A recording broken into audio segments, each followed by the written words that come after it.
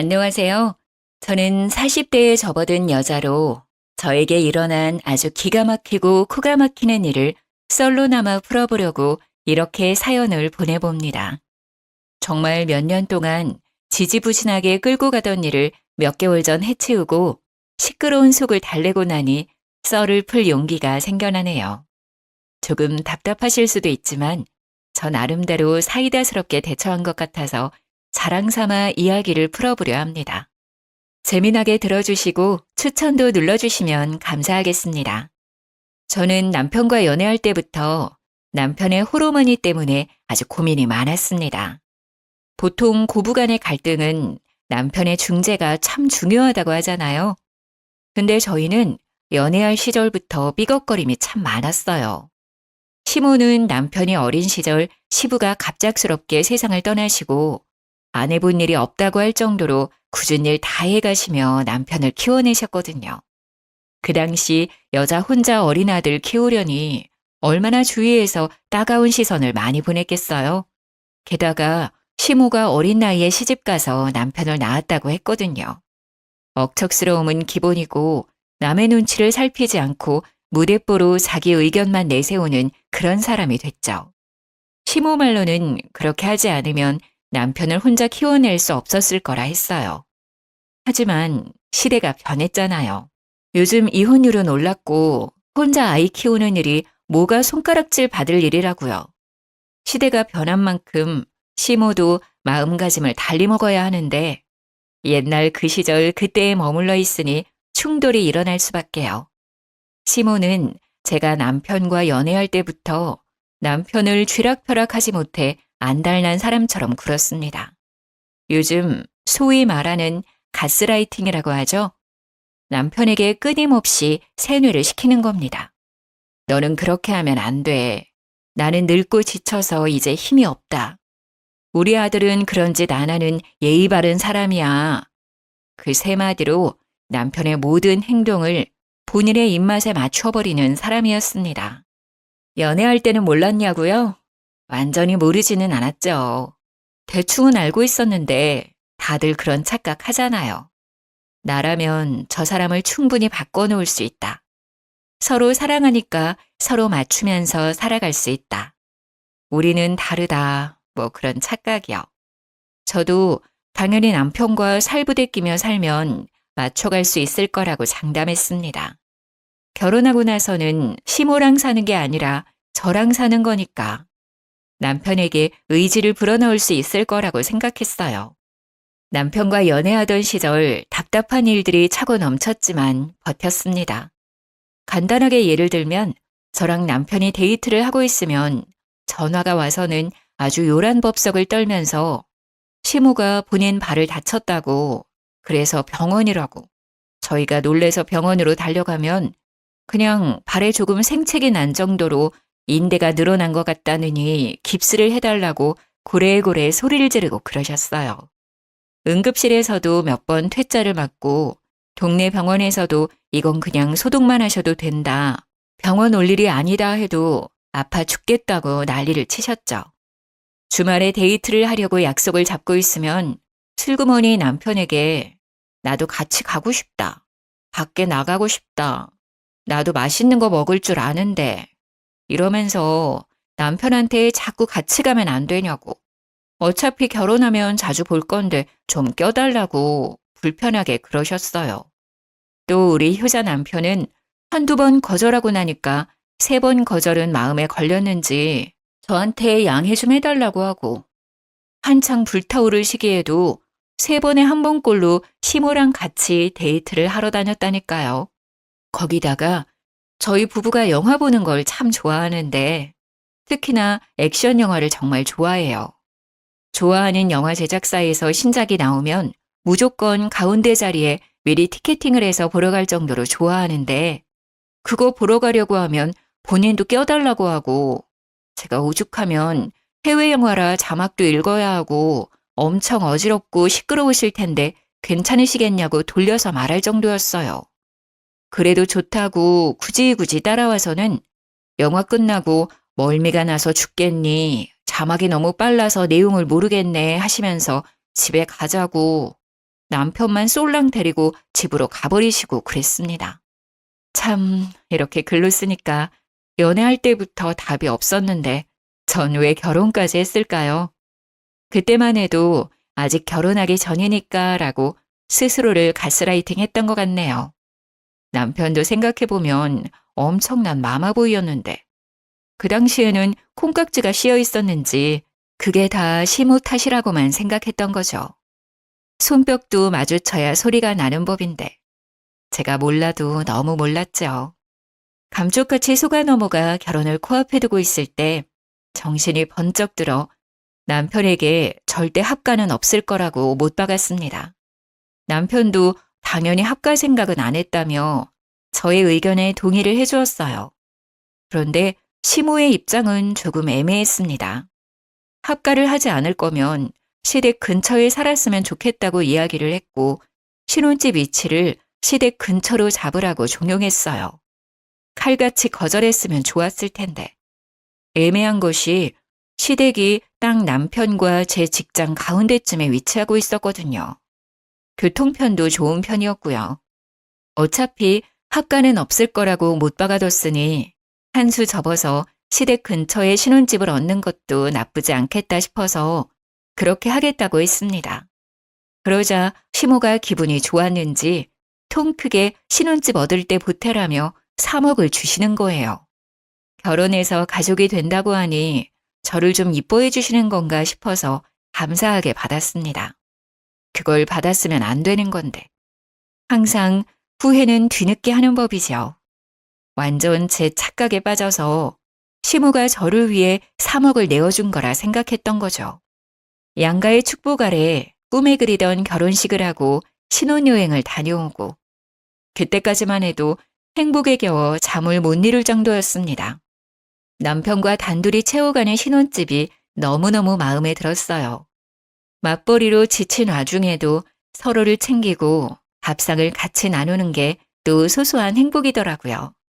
그런데 6개월쯤 지나서부터 그 행복에 조금씩 금이 가기 시작했습니다. 남편은 결혼 전부터 이직을 하고 싶어 했어요.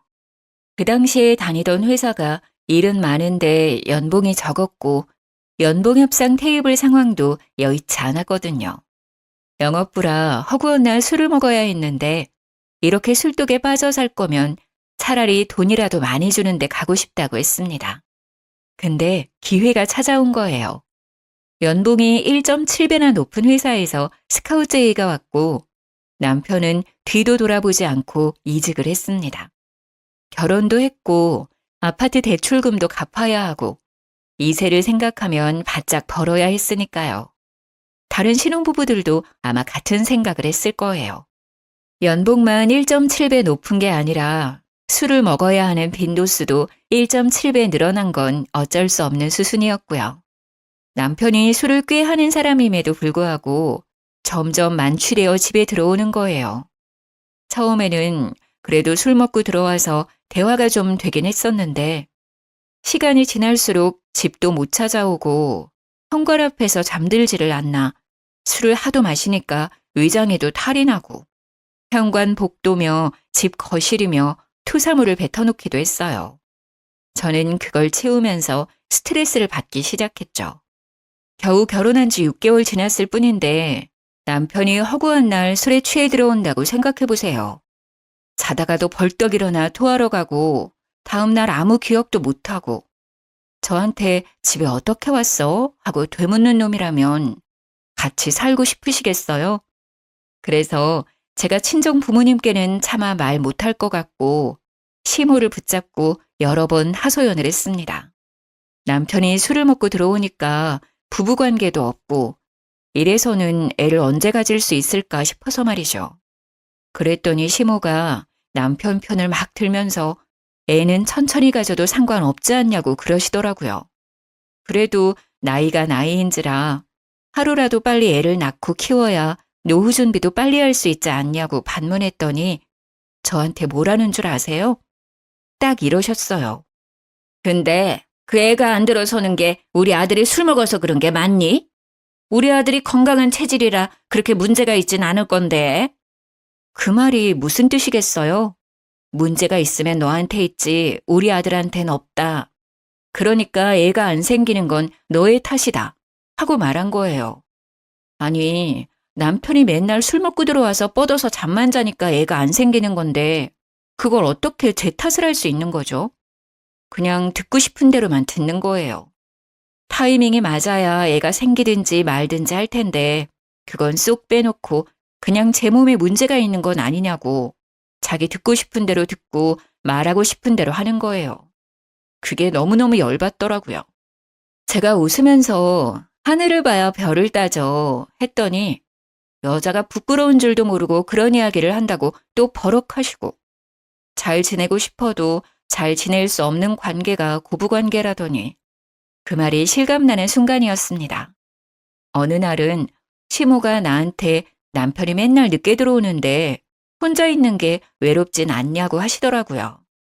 저도 퇴근하고 나면 저녁 7시는 되고 남편이 뭐 언제 들어올지는 몰라도 11시에서 새벽 1시 사이에는 들어오니까 그때까지 집 정리도 좀 하고 TV도 보고 취미 생활하느라 사실 그 시간이 지루하거나 하진 않았거든요. 아주 가끔 술 한 잔 땡길 때는 외로울 때도 있지만요. 그래서 제가 그냥 글쎄요 하고 말았더니 저한테 냉큼 내가 여기 들어와서 같이 살까? 이러시는 거예요. 제가 너무 놀라서 거침없이 시모에게 말을 하고 말았습니다. 어머님, 그게 무슨 소리세요?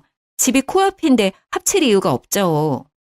그랬더니 시모가 입을 삐죽이면서 저한테 묻더라고요. 넌 나랑 같이 사는 게 싫으니? 보통 며느리들 같으면 면전에 대놓고 싫은데요? 이런 말 못하겠지만 저는 입 발린 말을 잘 못하는 성격이라 바로 말했어요. 제가 생각해도 무슨 용기로 그런 말을 했는지 모르겠네요. 싫어요, 어머님. 저희 맞벌이인데 어머님이 저희랑 같이 살면 부부 빨래에 청소에 밥에 그거 다 해주셔야 되는데 그러면 어머님도 불편하고 저도 불편하지 않을까요? 지금처럼 적당히 거리 있게 지내는 게 좋을 것 같아요. 그러자 시모가 알겠다고 하더라고요. 제가 현실적으로 청소에 밥에 빨래 이야기까지 나오니까 솔직히 하기 싫으셨겠죠. 제가 전업주부도 아니고 일을 하고 있으니까요. 만약에 집에서 남편이 벌어다 주는 돈으로 생활하는 전업주부였다면 시모는 몸만 달랑 와서 저를 엄청 괴롭히고도 남을 사람이었어요. 매일같이 잔소리해대면서 이거 해라 저거 해라 우리 아들 돈 아까운 줄 모른다고 내내 외치셨겠죠. 그때만큼은 제가 일을 그만두지 않은 걸 정말 다행으로 생각했습니다. 그런데 항상 제 예상대로만 일이 흘러가는 건 아니었어요. 사고가 터지고 말았습니다. 남편이 그날도 술을 먹고 집으로 귀가하는 중이었고 저희 아파트가 신식 아파트는 아니라서 현관 입구에 계단이 좀 많았거든요. 근데 높이가 좀 일정치 않고 제멋대로이기도 하고 미끄럼 방지 처리가 되어 있었는데 그게 쇠붙이로 되어 있었어요. 평소에도 계단을 뛰어내려가던 어린아이들이 많이 다치는 곳이기도 해서 수리를 해야 된다는 이야기도 돌고 있었던 자리였습니다. 그 계단에서 하필이면 남편이 발을 헛디뎠고 높은 계단은 아니었지만 날카로운 쇠붙이를 얼굴로 긁으며 고꾸라지는 바람에 크게 다친 거였어요. 밤에 자려고 누웠다가 경비 아저씨 연락을 받고 뛰쳐내려갔는데 진짜 너무 깜짝 놀랐습니다. 얼굴이 다 긁혀서 상처투성이었고 발을 심하게 삐었는지 발목이 돌아간 것처럼 보였어요. 놀래서 눈물도 못 흘리고 악소리만 내고 있는데 경비 아저씨가 구급차를 불러주셔서 병원으로 급하게 이송이 되었습니다. 얼굴은 완전히 다 긁혔지, 발에는 깁스를 했지, 피멍도 막 올라오지, 치아도 흔들린다고 하더라고요. 거기다가 속의 뼈가 어찌 다쳤는지, 머리는 안 다쳤는지 정밀 검사를 해봐야 한다는 의사 말에 너무 놀랬습니다. 뇌파 검사를 위해서 빈속으로 진행되어야 하니 금식하라는 안내를 받고 입원 병동에 들어갔어요. 남편은 그 와중에도 술이 덜 깨서 비몽사몽하고 있고 저는 잠이 확 깨서 남편 옆에서 간호를 하고 미리 시모한테 연락을 했었는데 한두 시간 있다가 병원에 도착하셨더라고요. 그러면서 우리 아들 술 먹고 속이 얼마나 아프겠냐면서 글쎄 흰죽을 쏘아다가 오신 거예요. 보온병을 열어서 흰죽을 꺼내 남편 입에 들이미는데 의사가 금식을 해야 된다고 했잖아요. 너무 놀래서 시모 손을 탁 쳐냈더니 도끼 눈을 뜨면서 저를 째려보시더라고요. 어머님, 이 금식해야 된대요. 검사가 밀려 있어서 잠시 병실에 온 거예요. 요즘은 밥 다 먹고도 검사 가능하다더라. 우리 아들 속이 얼마나 허하겠니? 그러면서 제 말은 모조리 무시하고 숟가락으로 떠서 입에 들이미는데 의사가 금식하라고 했는데 도대체 왜 말은 안 듣는 건지. 만약 한 입이라도 먹었다가 검사 늦춰지면 그건 또 누구 보고 감당하라고 저렇게 대책 없이 구는지 모르겠더라고요. 그래서 별 수 있나요? 간호사 호출 버튼 계속 눌렀죠. 남편은 술이 안 깨서 입도 못 벌리고 잠에 빠져 있고 시모는 계속 입에 죽 넣으려고 난리고 저는 발만 동동 구르면서 간호사를 기다렸습니다. 황급히 달려온 간호사가 병실 상황을 파악하고 시모한테 소리를 질렀어요. 환자분 금식이에요. 금식 안 하시면 음식물 역류해서 기도가 막힐 수도 있어요. 기도가 막히면 숨을 못 쉬고 그러면 정말 큰일 나요. 죽 얼른 치우세요. 그제서야 시모가 아유 그런 줄 몰랐다면서 보온병에 싸온 죽을 치우더라고요. 제가 분명 의사가 금식하라 했다고 말을 했는데 모른 척하고 그러니까 너무 짜증났습니다. 제 말은 무시하고 간호사가 와서 이야기하자 그제서야 듣는 그 꼬라지가요. 남편은 모든 검사를 마치고 이상 없다는 판정을 받았습니다. 단지 발목이 돌아가서 6주 정도 깁스를 해야 된다는 이야기를 들었고 얼굴에 난 상처를 소독만 잘해주면 된다고 했어요. 치아가 조금 걱정이긴 했는데 넘어지면서 잇몸을 다친 것 같다고 치아 자체는 괜찮으니 냅두면 아물 거라고 하더군요. 그 이야기를 들으니까 그제서야 안심이 되고 저는 출근을 해야 되니까 집으로 갔는데 시모는 꿋꿋하게 남편 수발을 들겠다고 하더라고요.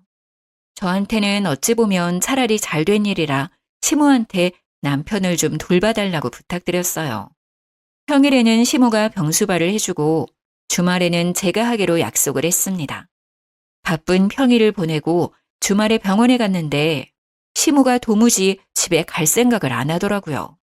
제가 오죽하면 집에 가서 옷도 좀 갈아입으시고 쉬시라고 했는데도 우리 아들 지켜야지 가긴 어딜 가냐며 저를 꿔다 놓은 보리자루 취급을 하더라고요. 식사가 나오면 숟가락에 밥 뜨고 반찬 떠서 입에 막 넣어주고 그러는데 남편이 발을 다친 거지 손을 다친 게 아니잖아요. 근데 입만 벌려서 그걸 받아먹고 앉아있더라고요. 시모는 이 반찬이 좋냐 저 반찬이 좋냐 하면서 남편 밥 떠주고 있고요. 일주일 만에 잇몸도 다 잘 돌아와서 지 혼자 씹어먹고 할 수 있는데 반찬도 작게 다 잘라서 입에 넣어주는 꼴이 진짜 보기 역겨울 정도로 힘들었습니다. 남편도 그 정도로 처먹었으면 지 스스로 하겠다고 해야 하는 거 아닌가요? 입원해 있는 3주 내내 저 모양 저 꼴이었어요.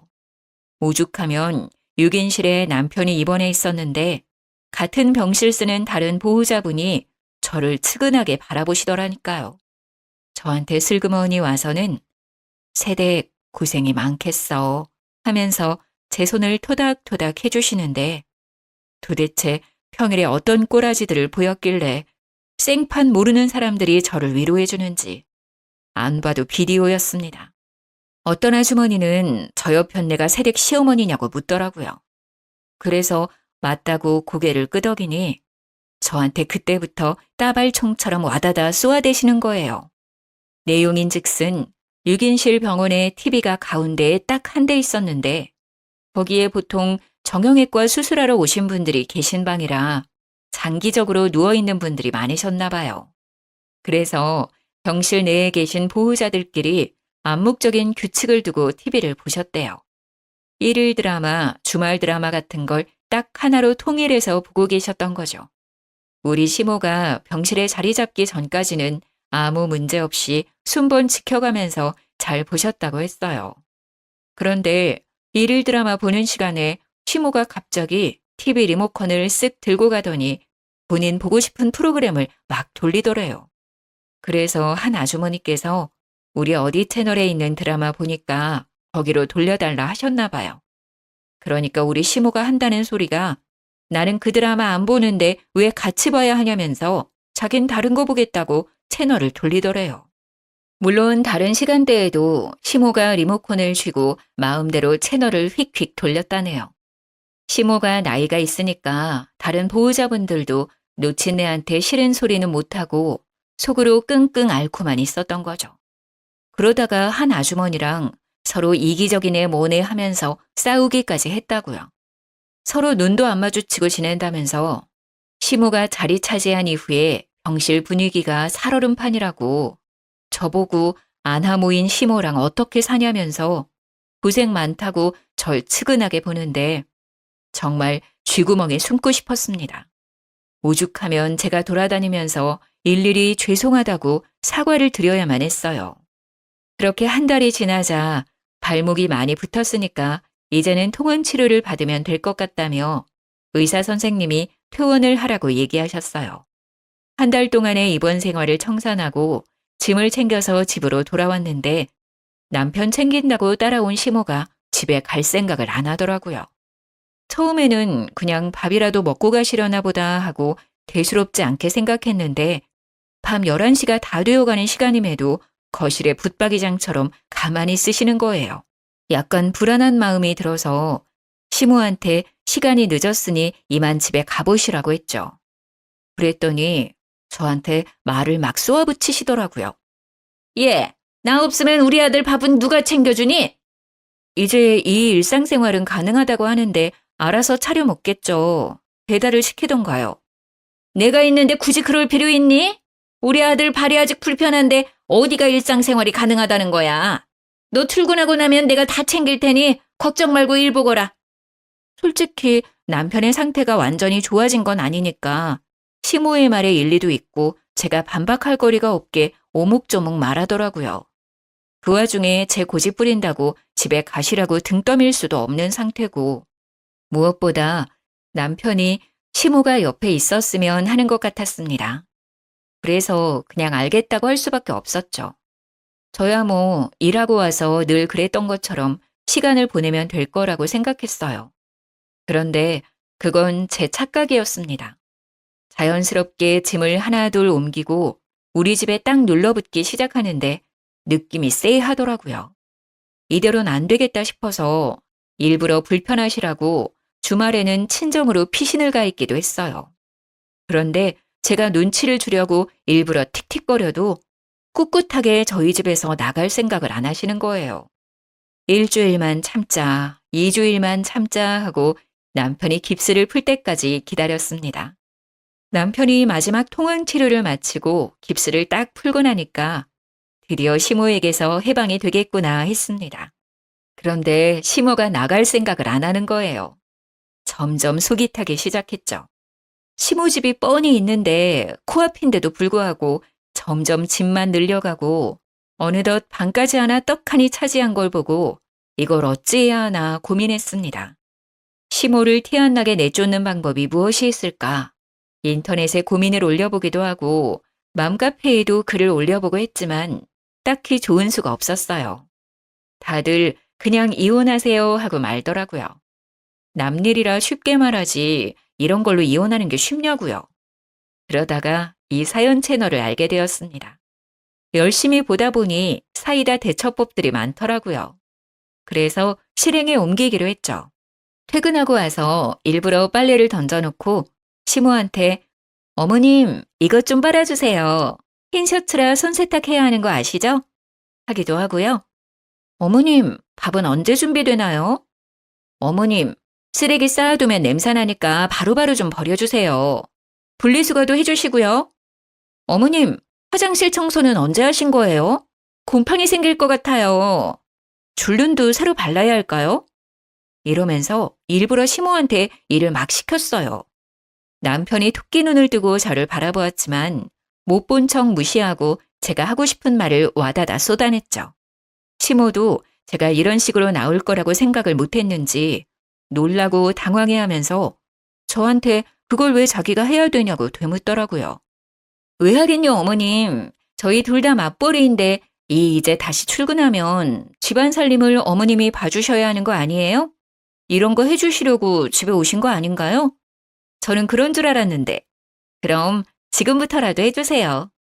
시모가 무척 당황했는데 어버버 하는 틈을 타서 쐐기를 탁 박았죠. 내일은 욕실 청소랑 베란다 정리도 좀 해주세요. 저희가 짐이 많아서 그런지 어머님 도움이 필요할 것 같아요. 전 남은 일 하고 올 테니 밥 다 되면 불러주세요. 하고 방으로 쏙 들어갔습니다. 남은 일이 있다는 것도 진짜였고 밥 차려달라는 것도 진심이었죠. 홀가분한 마음으로 신나게 재택근무를 하고 밥 다 됐다는 시모의 퉁명스러운 말에 나가서 밥을 신나게 먹었습니다. 남이 차려준 밥 먹으니까 진짜 꿀맛이더라고요. 밥을 다 먹고 난 다음 설거지통에 식기를 가져다 놓고 저는 남은 일 하러 가볼게요 하고 방에 또 들어갔어요. 그러니까 시모가 기가 막혀 하면서 저의 뒤통수에 대고 헛기침을 하시는데 일부러 모른 척 했습니다. 결국 남편이 따라 들어와서 저한테 한 소리 하려고 하더라고요. 제가 먼저 선수 쳤죠. 분명 합가는 없다고 못 받고 결혼했다고. 어머님 나가실 때까지 이렇게 할 거니까 그런 줄 알라고 딱 잘라 이야기하니까 남편도 아무 말 못했습니다. 결혼 전에 자기가 뱉어놓은 말이 있는데 이제 와서 말 바꿀 수도 없는 일이니까요. 아직 결혼한 지 2년이 채 안 된 상황에 제가 어떤 식으로 나올지도 모르니까요. 마마보이 같은 놈이라는 걸 그때 정확히 파악했죠. 다음날 아침에 출근하려고 하는데 시모가 저를 보면서 약간 우물쭈물 말을 하더라고요. 이제 나는 내 집으로 가련다. 우리 아들도 깁스 풀고 나니까 멀쩡해 보이고. 그러면서 짐 챙겨서 먼저 나가더라고요. 남편은 뒤통수에 대고 우리 엄마 잘 가라고 무슨 영영 생리별 하는 사람 마냥 인사하고 앉았고. 저는 그 꼴 보면서 또 기가 막히고요. 시모가 사라지니까 저한테 슬쩍 정말 합가 생각 없냐고 물어보대요. 그래서 죽어도 없다고 이야기했죠. 솔직히 시모가 청소해주고 빨래해주고 밥해주고 하면 고민해보겠다고 했어요. 근데 그런 거 아니고 내가 할 일이 하나라도 더 늘어나면 절대 못한다고 얘기했죠. 남편이 입을 삐죽거리면서 냉정하다 어쩐다 하는데 도대체 처음 했던 약속은 어디 가고 이제 와서 딴소리인지. 주말에 시모가 괜히 집에 놀러와서는 제 눈치 보더라고요. 남편이랑 대충 합가 이야기라도 했던 건지 뭔지. 제가 대놓고 싫다고 해버리니까 둘 다 저한테 설득의 말도 못 꺼내고 있는 것 같았어요. 자꾸 눈치만 보면서 말을 할까 말까 고민하는 것 같아 보이길래 보는 제가 답답해서 무슨 일이냐고 그냥 말씀해 보시라 했습니다. 그랬더니 그제서야 이야기를 털어놓는데 진짜 기절하는 줄 알았다니까요. 시무가 살던 집 말이에요. 그게 3룸으로 이루어진 빌라였어요. 지은 지 좀 오래된 집이긴 하지만 보수가 잘 되어 있는 집이라 큰 문제는 없었고요. 외관이 많이 낡았지만 거의 대부분 집들이 리모델링 해놔서 집안은 상당히 깔끔했거든요. 옛날 집들이 평수에 비해 방 구조가 잘 빠져 있기도 하고 신축 건물보다 방음도 잘 된 집이고요. 그 빌라가 매매가로 5억 정도 하는 집이었는데 전세가는 2억대였어요. 왜? 시모가 저희 신혼집 구할 때 보태라고 3억을 주셨다고 했었잖아요. 대충 감이 오시나요, 여러분? 네, 맞습니다. 시모의 집을 팔고 집주인한테 사정사정해서 전세로 들어와 살고 계셨던 거였어요. 집주인도 당장 이사 올 사정이 안 돼서 2년간 시모한테 전세를 두고 있었던 거죠. 5억대의 빌라를 팔아서 2억대 전세로 입주하고 3억을 저희한테 보태주고 그 전세 계약이 끝나면 은근슬쩍 합가를 하려고 남편이랑 짝짝꿍을 다 맞춰놨던 상황이었는데 제가 딱 잘라 싫다고 한 상황인 거죠. 저는 그 이야기를 듣자마자 기가 차서 시모한테 되물었습니다. 그래서 지금 전세 계약이 끝난다고요? 글쎄, 집주인이 들어와 살겠다고 나가라고 했다네. 우리 엄마가 우리 신혼집 살 때 돈 보태주셨잖아. 따지고 보면 이 집이 제일 많은 지분을 가지고 계실걸? 내가 너네 번듯하게 살았으면 해서 3억이나 보태주지 않았니? 내가 여기 지분이 있어도 한참 있는 거지. 내가 안방 써도 될 만큼은 가지고 있지 않겠어? 아주 뻔뻔하게 두 모자가 저한테 대놓고 합가 요구를 하는데 들어주기 싫더라고요. 그래서 시모한테 웃는 얼굴로 이야기를 했어요. 그러면 어머님이 안방 쓰시면 되겠네요. 제가 나갈게요. 하면서 바로 방에 들어가 제일 큰 캐리어를 꺼내서 짐을 싸기 시작했습니다. 놀란 남편이 따라 들어와서 제가 짐 싸는 걸 보고 뭐 하는 짓이냐며 소리를 막 질렀어요. 시모도 저한테 되바라진 기집애라며 혀를 끌끌 차더라고요. 저라고 가만히 당하고 있을 순 없으니까 이를 악물고 대들었습니다. 지금 누가 누구 보고 되바라졌다고 욕을 하는 거냐고요. 분명히 처음 결혼할 때부터 합가는 절대 없다고 이야기하고 한 거 아니냐며 남편에게 삿대질을 하고 따졌습니다. 남편은 저한테 스리슬쩍 일이 이렇게 될 줄 몰랐다고 하는데 모를 리가 있나요? 전세 계약 끝날 시점에 은근 눌러붙으려고 작정한 것도 그렇고 다 계획적으로만 보였습니다. 제가 하나하나 따지니까 시모의 불같은 성격이 타오른 건지 갑자기 저한테 달려들어서 제 머리채를 확 휘어잡는 거예요. 저는 속수무책으로 머리채를 잡혀 시모에게 휘둘리고 말았습니다. 남편이라는 작자는 제가 머리채 잡혀 악소리를 내고 있는데도 말릴 생각은 안 하더라고요. 이거 놓고 말하시라고요. 어머님이 그럼 저희 집 살림 다 봐주실 수 있어요? 저도 남편처럼 그냥 바깥 일만 하고 집안일 신경 하나도 안 써도 되냐고요. 이게 어찌 며느리 주제에 지 남편이랑 똑같이 하려고 그러? 저는 어이가 없어서 남편을 확 째려보면서 말했습니다. 너도 너네 엄마랑 같은 마음이냐고요. 너네 엄마라고 이야기하자 남편이 인상을 팍 썼지만 저는 신경 안 썼어요. 이제는 진짜 될 대로 되라, 나도 막 나간다 그런 마음이었거든요. 끽해봐야 이혼밖에 더 하겠어요? 애도 없겠다. 그냥 이혼하고 혼자 사는 게 더 낫겠다 싶기도 했습니다. 당신이 말해보라고. 당신도 어머님이랑 같은 생각이야? 며느리 주제에 남편이랑 똑같이 하려고 드냐는 그 말에 동의하냐고. 아무래도 남자는 하늘이고 여자는 땅이니까 엄마 말이 틀린 건 아니지. 저는 그런 쌍팔년도 영화에나 나올 법한 대사를 남편 입에서 듣게 될 줄은 꿈에도 상상 못했습니다. 너무 어이가 없어서 콧방귀가 절로 끼어지더군요. 남편은 시모 옆에 찰싹 붙어서 저를 못된 년으로 만들려고 하는 것 같았어요. 계속해서 다 늙은 시어머니가 살면 얼마나 살겠냐고 다른 집은 서로 모시려고 하던데 이러면서 말 같지도 않은 소리 하더라고요.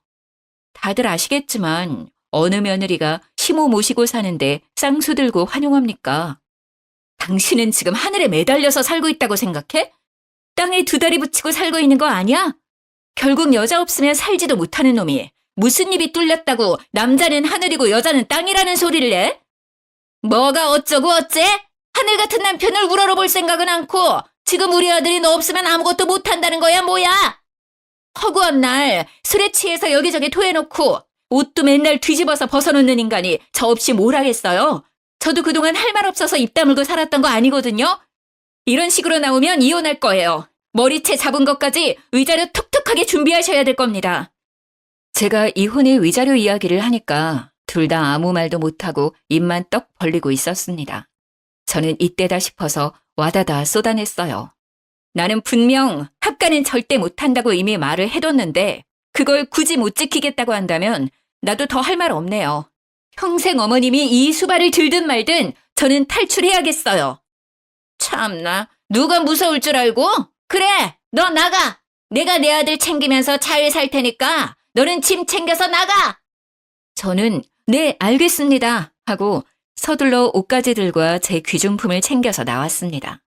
남편이 저의 팔을 턱 붙잡았지만 더 센 힘으로 뿌리치고 나와서 택시를 잡아 타고 친정으로 왔어요. 제가 큰 캐리어까지 들고 친정에 오니 부모님께서 너무나도 놀라셨지만 저는 천천히 모든 일을 이야기해드렸습니다. 아빠는 저한테 이혼까지 할 일이냐고 반문했지만 엄마가 아주 든든하게 제 편을 들어주셨습니다. 이래서 남자들이란 다 똑같다는 거야. 지네 엄마 챙길 줄이나 알지 평생 붙어 사는 마누라 챙길 줄은 모른다니까. 왜 결혼만 하면 효자 노릇 못해서 안달인지 모르겠다. 네 아빠도 똑같이 그러더니 내가 아주 입이 없어서 그동안 참고 산 줄 알지? 엄마가 씩씩거리니까 아빠가 바로 엄마 화를 풀어준다고 변명을 막 하더라고요. 저는 아빠한테 엄마 같은 사람 어디에도 없으니까 잘 좀 하라고 했어요. 모질이 같은 남편 덕분인지 저희 부모님 사이에 쌓여있던 앙금도 이 기회에 풀어버렸고요. 저는 이혼하겠다고, 번복은 없다고 친정 부모님께 딱 말씀드리고는 이혼 서류를 프린트해서 착실하게 적어 나갔습니다. 빈칸 없이 꽉 채워서 다음날 눈 뜨자마자 집에 찾아가 미처 가져오지 못한 짐들을 챙기고 남편과 시모에게 서류를 내밀었어요. 적을 건 다 적어놨으니 나머지 채울 부분만 채워서 가정법원 앞에서 보자고 했습니다. 남편은 이혼 서류를 보고서도 믿지 못하는 듯 해보였지만 시모는 오히려 바락바락 저한테 아주 잘 됐다고 악담을 퍼부었습니다. 지아비 버리고 먼저 도망가면 평생 불운하다나 뭐라나. 저는 당연히 듣는 척도 안 했죠. 남편이랑 평일에 반차를 내고 가정법원에 서류를 접수하고 이혼 교육도 들어야 한다고 하더라고요. 착실하게 교육까지 듣고 법원에서 준비해주는 상담도 받고 그럼에도 불구하고 이혼하겠다고 했습니다. 남편은 저의 마음을 회유하려 했지만 이미 정이 다 털린 상태인데 다시 붙잡고 말고가 어디 있겠나요. 다행히도 아이가 없어서 한 달의 숙려 기간이 지나면 법원에 출두해서 이혼 재판을 받으면 된다고 했습니다. 혼인신고서는 둘이 구청 가서 접수만 하면 됐는데 이혼이라는 건 참 복잡하더라고요. 아무리 그래도 한번 하겠다고 마음을 먹으니 마음이 돌아가진 않더라고요. 그날 이후 남편이 술 먹고 두어 번 전화하기도 했고 시모가 저한테 전화를 한 번 하긴 했는데 둘 다 안 받았어요. 뻔한 이야기 할 것 같아서 받기 싫었죠. 이혼이 애들 장난도 아니고 화해한다고 다시 예전처럼 돌아갈 수 있는 문제도 아니었고요. 한 달이 지나고 재판 날이 다가오자 시모가 친정집으로 찾아왔더라고요. 엄마한테 이런 일로 이혼하는 게 영 말이 안 되는 것 같다 하면서 자식 교육을 어떻게 시킨 거냐고, 합가하는 게 뭐가 문제라고 이게 이혼까지 할 일이냐고 따졌다는데 엄마가 시모한테 소금을 뿌렸대요. 남의 집 귀한 딸 데리고 어떤 시집살이를 시킬 줄 알고 합가하는데 동의하겠냐고. 이혼하는 마당에 찾아와서 찌질하게 이러지 말고 꺼지라고 했대요. 얼마나 속이 시원하던지 막 깔깔거리면서 웃었습니다. 이혼 도장 찍고 나니까 시모가 저한테 구구절절 문자를 보냈더라고요. 한 달 동안 남편의 히스테리에 술주정에 아주 정신이 쏙 나갔었나 봐요. 저한테 뭐 이런 걸로 이혼을 하냐고, 노인이 살면 얼마나 살겠냐고, 셋이서 북적북적 살다 보면 갈등 같은 것도 별로 없을 거라고 문자를 했길래 쿨하게 답장해드렸습니다. 앞으로 아들이 술 처먹고 들어와서 토하는 거 잘 치우시고요. 고래고래 소리 질러서 주위 이웃들이 민원 넣는 것도 잘 해결하시면서 원만하게 사시고요. 현관 앞에서 잠드는 경우 많으니까 입 돌아가지 않게 입을 잘 덮어주시고요. 집안일 열심히 하시면서 아들 뒷바라지 잘 해보세요. 저는 저 혼자 잘 먹고 잘 살겠습니다까지 붙여서 완전히 약을 올렸더니 쉬지 않고 전화가 오더라고요. 바로 전화기 전원 꺼버렸습니다. 전 남편이 되어버린 그 사람에게도 앞으로 쓸데없이 연락하지 말고 모르는 사이로 지내자고 했고요. 이혼 확정 나온 서류를 구청에 제출하고 나니 제 배우자 이름에 남편 이름이 사라지더라고요. 등본까지 딱 떼서 깔끔하게 확인하고 가벼운 마음으로 집으로 돌아와 축하 파티를 했습니다. 제가 만약 다른 분들의 사연을 몰랐다면 이런 사이다 대처가 가능했을까요? 집단 지성이라고들 하죠. 여럿이 힘을 합치니 제가 생각도 못한 말들이 쑥쑥 나오더라고요. 덕분에 하고 싶은 말도 다 하고 깔끔하게 이혼하고 돌아왔죠. 벌써 저에게는 몇 개월이나 지난 일이지만 다시 생각해도 참 잘했다 싶습니다. 비가 많이 오는데 다들 빗길 조심하시고요. 제가 바라는 건 그냥 두 모자가 아주 평생 알콩달콩 서로의 뒷바라지하면서 잘 살길 바랄 뿐입니다. 저는 너무나도 홀가분한데 전 시모는 짐덩어리 짊어진 기분이겠죠? 정말 고소해 죽겠네요. 여러분들도 저처럼 늘 고소하고 깔끔한 일들만 가득하시길 바라겠습니다. 제 이야기를 끝까지 들어주셔서 너무 감사해요. 다음에 또 재밌는 이야기 생기면 들고 오겠습니다.